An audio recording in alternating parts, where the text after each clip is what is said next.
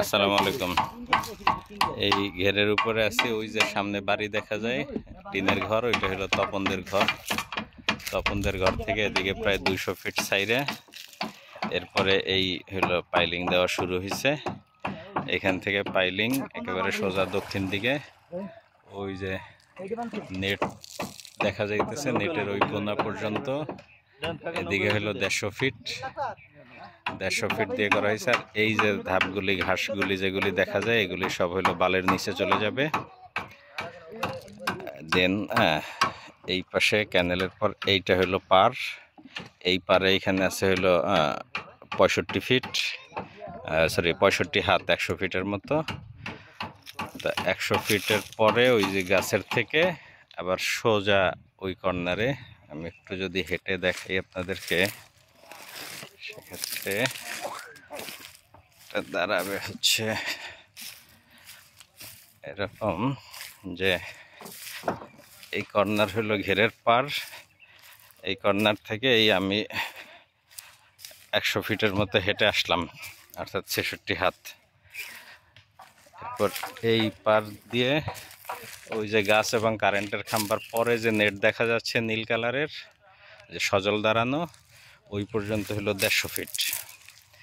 এইটা গিয়ে হলো ওই পাইলিংয়ের সাথে ঠিক এই বরাবর ওই কর্নারে মিলছে।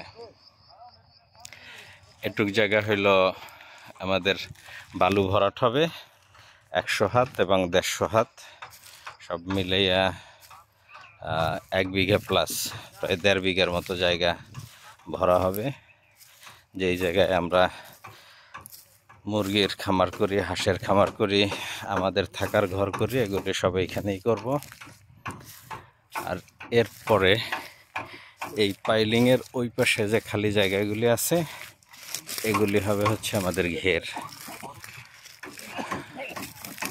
আমাদের ঘের তপনের বাড়ির পাশ দিয়া, অর্থাৎ ওই যে বড় গাছ দেখা যাইতেছে, এই গাছের এই পাশ দিয়ে কতটুকু জায়গা ফাঁকা রেখে এই যে পানির ওই পাশে যে সবুজ ঘাস দেখা যাইতেছে, এই ঘাসের এই জায়গা থেকে বালু উঠবে, বালু উঠে এই জায়গাগুলি ভরবে।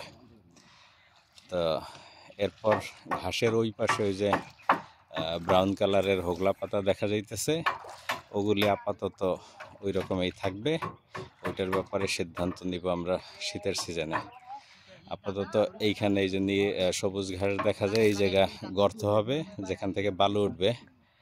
দেন এই জায়গার সাথে আমাদের এই যে বালু ভরাট করব, যে ভরাটের দক্ষিণ পাশ দিয়ে একটা মুখ খুলে দিব, আবার এই পাশে তপনের জায়গা বাদ দিয়ে, তপনের ঘর বাদ দিয়ে, ঘের বাদ দিয়ে ওই পাশ দিয়ে আর একটা মুখ খুলে দিব। মুখ খুলে দিয়ে এই জায়গায় হয়তো ন্যাচারাল মাছের বসবাসযোগ্য একটা এনভায়রনমেন্ট তৈরি করে দিব ইনশাল্লাহ। এই হলো কমপ্লিট প্ল্যান।